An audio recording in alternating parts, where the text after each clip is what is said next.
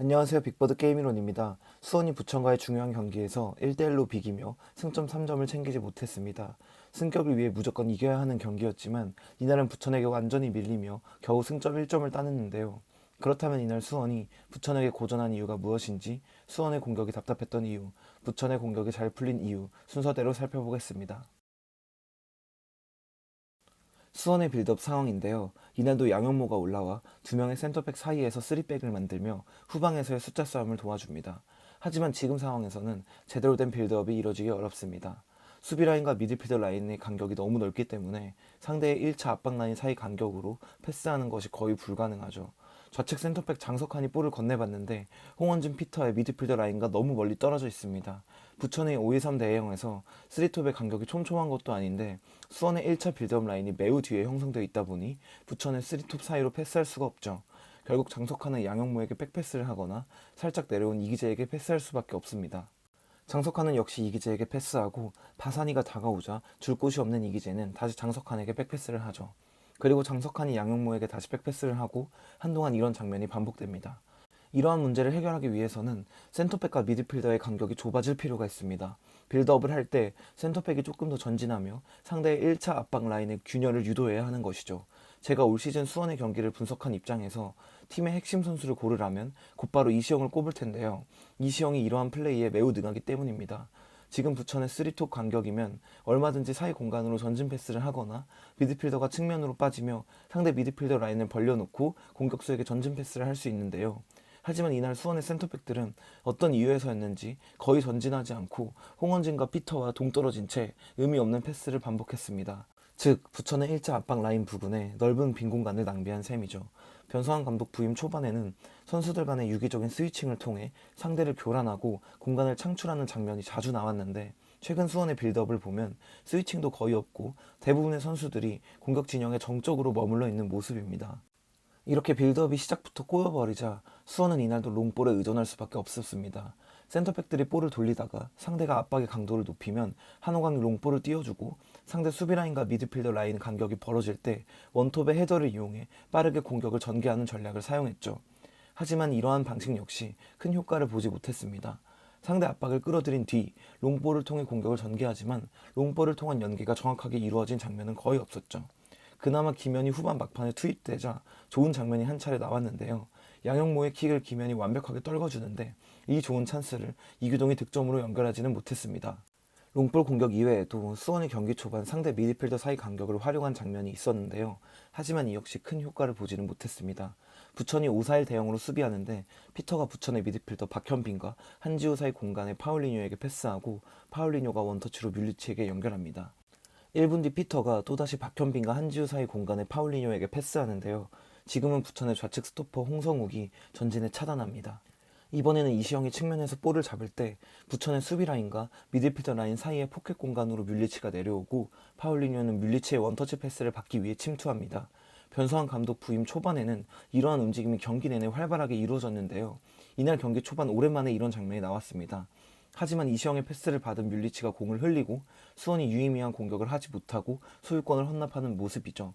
이날 수원의 공격 장면 중 유의미한 공격으로 이어진 것은 아기자기한 빌드업이나 강도 높은 압박이 아니라 다름 아닌 빠른 역습이었습니다. 역습 상황에서 파울리뉴가 올려준 크로스를 뮬리치가 헤더로 마무리하며 득점을 만들죠. 이렇게 수원은 뮬리치의 귀한 헤더로 리드를 가져가는데요. 빠른 역습을 통해 더 달아날 수 있는 기회가 많았지만 공격수들이 아쉬운 모습을 보여주며 추가골을 넣지 못했습니다. 지금은 양영모가 정확한 골킥으로 마일랏에게 찬스를 만들어주지만 마일랏이 미끄러지며 기회가 무산됩니다. 지금도 수원이 빠르게 역습을 진행하는데요. 마일랏이 부천의 우측 윙백 최병찬에게 밀리며 좋은 찬스가 무산되죠. 이외에도 수원은 역습을 통해 여러 찬스를 만들었지만 역시 아쉬운 골 결정력으로 득점에 성공하지 못했습니다. 이렇게 수원은 역습을 제외하고는 유의미한 공격을 거의 만들지 못했는데요. 수원과 달리 부천은 경기 내내 빌드업을 통해 좋은 찬스를 만들었습니다. 부천의 공격이 잘 풀린 이유는 미드필더 카즈와 박현빈이 수원의 중원을 압도했기 때문인데요. 이 두 미드필더가 어떻게 경기를 지배했는지 지금부터 자세히 살펴보겠습니다.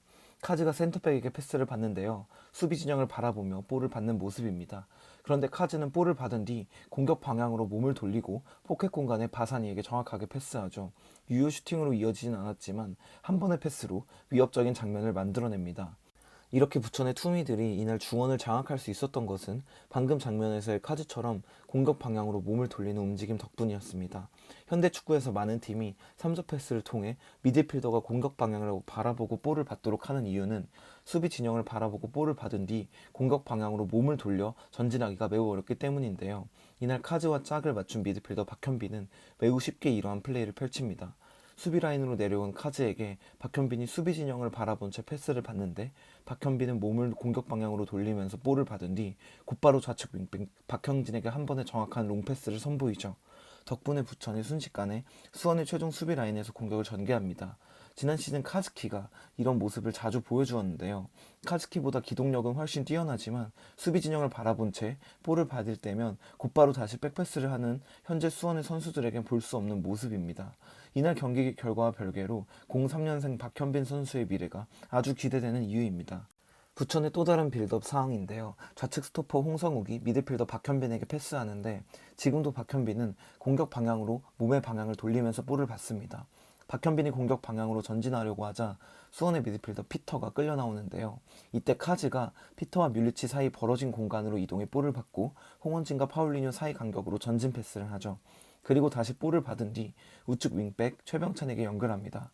언뜻 보면 쉽게 공격을 전개하는 것처럼 보이는데요. 박현빈이 볼을 받을 때 공격 방향으로 몸을 돌리며 미드필더 피터를 끌어내고 그 공간으로 다른 미드필더 카즈가 볼을 갖고 전진한 것이죠. 만약 박현빈이 수원 선수들처럼 공격 방향으로 몸을 돌리지 않고 상대를 등지고 볼을 받은 뒤 백패스를 했다면 피터가 끌려 나오며 공간을 내주는 일도 없었을 것이고 센터백들이 의미 없는 패스만을 주고받았을 것입니다. 안타깝게도 수원의 빌드업에서는 그런 장면이 잘 드러납니다. 장석환이 바사니와 카즈 사이의 간격으로 과감히 패스하는데 볼을 받은 마일랏은 몸의 방향을 돌리거나 가벼운 페인팅으로 공간을 확보하려는 동작도 없이 곧바로 이기재에게 백패스를 합니다. 장석환의 정확한 전진 패스 덕분에 수원이 부천의 1차 압박 라인을 건너뛰어냈지만 곧바로 이 백패스가 나오며 다시 부천의 3톱 뒤로 밀려나게 되고 이기재는 다시 장석환에게 패스하며 똑같은 상황이 펼쳐지죠. 다시 부천의 공격 상황입니다. 박현빈이 카즈에게 패스하는데 카즈 역시 공격 방향으로 몸을 돌리며 볼을 받고 홍원진과 마일라 사이의 바사니에게 정확하게 패스합니다. 그렇게 이어진 공격에서 카즈가 페널티킥을 얻어내죠. 이렇게 몸의 방향을 돌리는 움직임 말고도 카즈와 박현빈은 뛰어난 호흡을 보여주며 수원을 괴롭혔습니다. 카즈가 피터와 마일라 사이 공간에 박현빈에게 패스하는데 박현빈이 감각적인 원터치 패스로 측면의 최병찬에게 연결해주며 부천이 좋은 찬스를 만들죠. 지금은 카즈가 수비 라인으로 내려오는데 이를 본 박현빈은 곧바로 수원의 투톱 사이로 들어와 볼을 받아줍니다. 그리고 투미들 피터와 홍원진 사이의 넓은 간격으로 원톱 루페타가 내려오고 언제든 박현빈, 루페타, 바사니의 3자 패스가 만들어질 수 있죠. 이외에도 박현빈은 탈압박 능력이나 뛰어난 슈팅 능력을 보여주며 최고의 활약을 펼쳤습니다. 또한 바사니의 득점 당시 정확한 전진 패스로 도움을 기록하기도 했죠. 이렇게 수원이 완전히 밀린 경기에서 승점 1점이라도 챙길 수 있었던 이유는 양영모의 놀라운 선방쇼 덕분이었습니다. 반드시 이겨야 하는 경기에서 아쉬운 경기력을 보여준 변성환 감독이 다음 경기인 김포 원정에서는 반등할 수 있을지 지켜보겠습니다. 시청해주셔서 감사합니다.